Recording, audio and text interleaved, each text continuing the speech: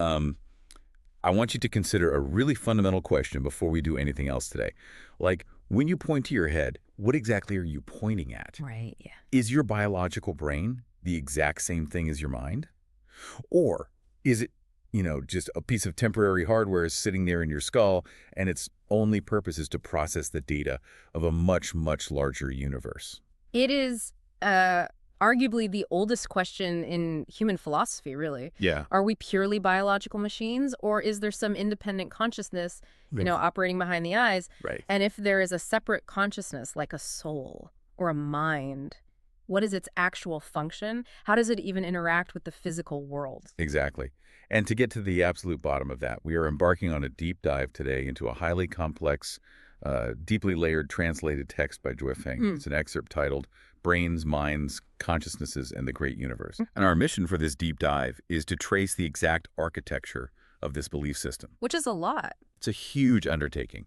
We are going to examine the mechanics of how this text connects the physical objects around us, the formation of human consciousness, the role of reincarnation, and ultimately what the author claims is our highest possible spiritual potential. Yeah, this isn't just a loose collection of spiritual ideas, It is a highly structured framework. I mean, the author attempts to map out the literal physics of how the mortal body and the eternal soul interface with one another. Okay, let's unpack this because to understand a framework this dense, we really have to start at the ground level. Right. We need to look at the basic mechanics of how we interact with our surroundings. Okay.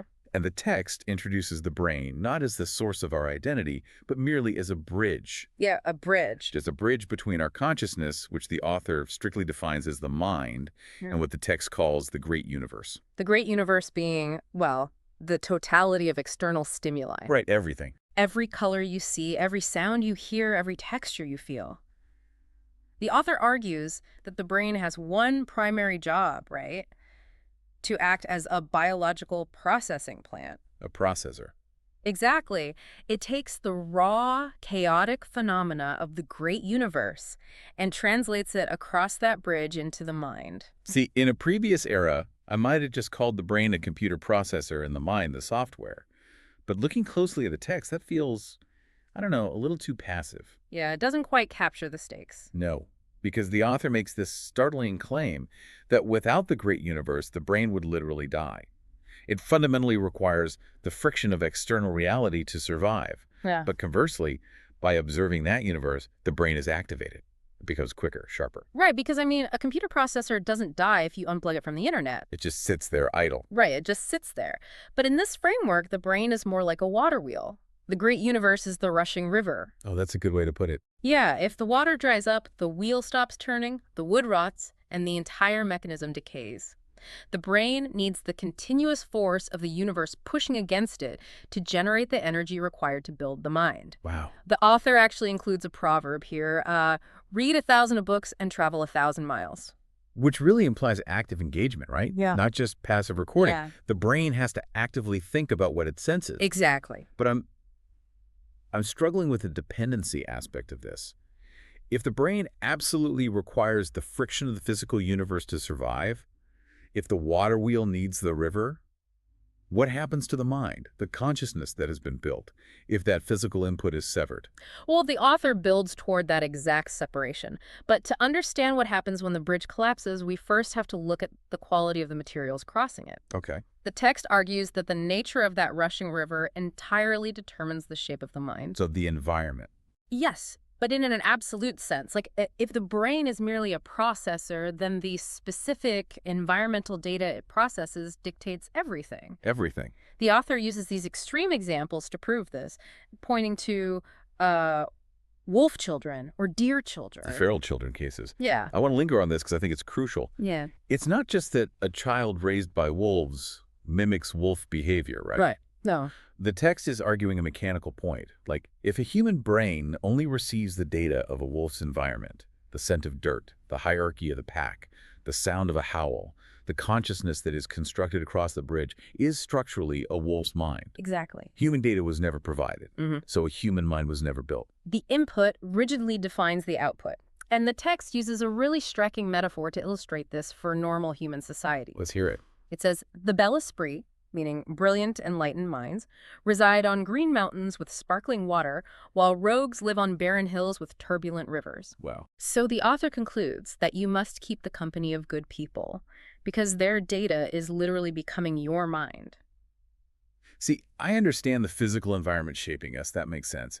But the text expands this definition of the great universe in a way that just threw me completely. Oh, the super reality. Yeah, it divides the universe into the material reality environment and something it calls the non-material super reality environment. Yeah. Can you break down what falls into that second category? Yeah, this is a pivotal expansion because super reality isn't like a mystical plane of existence. Right, it sounds mystical, but it's not. No, the author defines it as the worlds written in books, the images on computer screens and televisions, the dreams generated by our subconscious, and even the scenarios we imagine entirely within our own heads. That is wild. In this philosophy, all of those non-physical spaces are entirely valid environments. They're part of the great universe flowing across the bridge. Just think about the implications of that for you as a modern listener. If super reality includes the glowing rectangle in your pocket, then your digital diet isn't just entertainment. No, it's architectural. Yes. If I spend 3 hours scrolling through chaotic, angry social media threads, my brain isn't distinguishing between that digital chaos and a physical fight in my living room. I am literally feeding my brain the materials to construct a chaotic, angry mind. Right. I'm building a rogue on a barren hill. You are. I mean, the neurons fire, the brain processes the data, and the mind is shaped regardless of whether the stimulus was physical or virtual. The text is warning that your mental diet is your truest environment. Which is an incredibly sobering way to view screen time. Definitely. But the text doesn't limit this to, self-help or modern psychology. It takes this mechanical rule. That environment creates the mind and pushes it to an absolute, literal, spiritual extreme regarding our ultimate potential. Right. It constructs a rigid, hierarchical ladder of existence based entirely on this rule of data processing. If the progression goes, animals make animals, humans make humans, celestial beings make celestial beings, and Buddhas make Buddhas. Help me understand the mechanics of that ceiling. Because the text emphatically states that humans, as long as they live with humans, can never become celestial beings. Why? Why does human data fundamentally block spiritual ascension in this framework? Well, because of the limitations of the data itself, think about it. A human environment is filled with human concerns. Right, social status, physical survival. Material wealth, interpersonal conflict. No matter how many human books you read or how deeply you analyze human society, you are only rearranging human data. So you're just leveling up within the human tier. Exactly. You are building a very sophisticated human mind, but it remains human. To build a celestial consciousness, your brain must process celestial data. You literally require a higher environment. And this leads directly to a highly specific geographic claim in the text.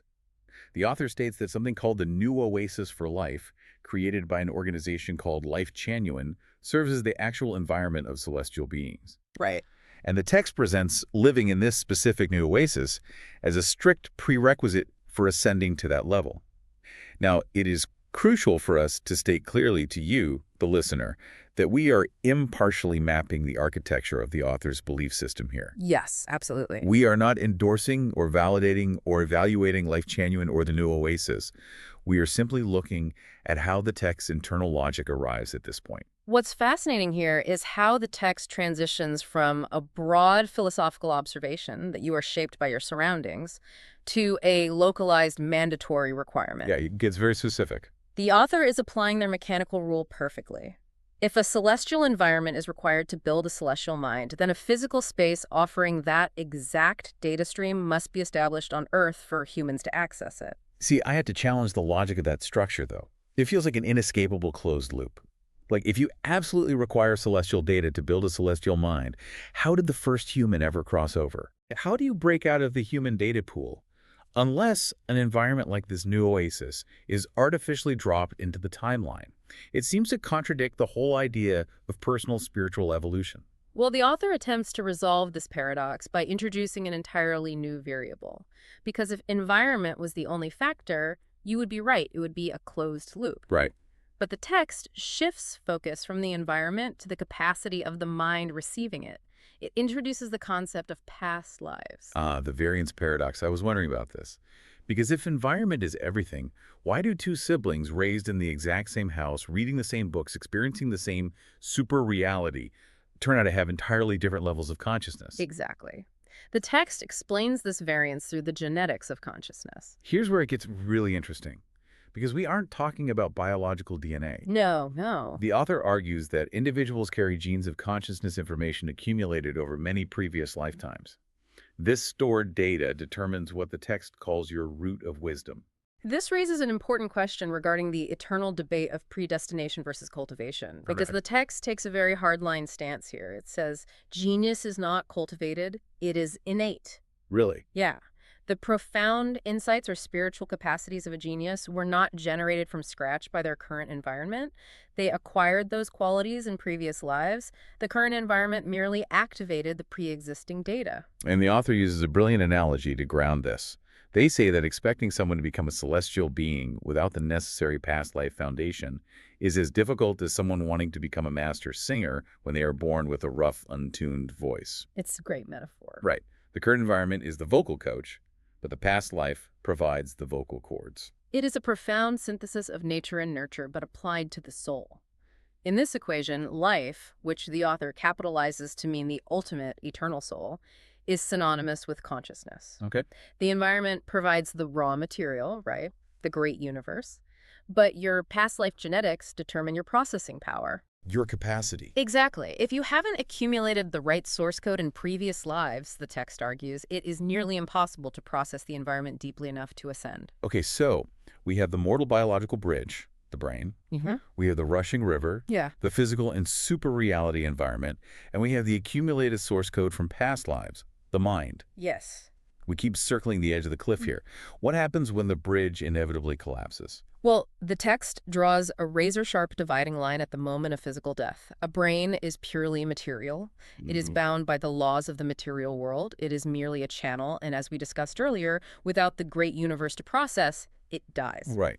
But the mind, this consciousness built over lifetimes, carrying the genes of information shaped by reality and super reality, is non-material. Yes. The text states it is not restrained by the physical world. It is fundamentally independent. The great universe plays the decisive role in forming the mind. It is the crucible. But once formed, once the data has been processed and solidified into consciousness, the mind no longer requires the great universe to exist. Wow. It survives the collapse of the bridge. So what does this all mean? Like the mind survives, it floats out into the ether intact. Yeah. Is it just an immortal observer at that point? No, and this is the philosophical summit of the entire text. Okay. The author reveals that a fully developed mind doesn't just survive independently of the great universe. A mind can actually create the great universe. Wait, I need us to pause and really dismantle that. Okay. Because that flips the entire premise of the deep dive completely upside down. It really does. We started by saying the universe creates the mind. The brain has to consume the universe just to survive. How does a passive receiver graduate to becoming the active creator of physical reality? It is the ultimate evolution of consciousness. I mean, think about the mechanics we've discussed. Over countless lifetimes, a mind processes the great universe. It absorbs the material reality. It absorbs the super reality of dreams and imagination.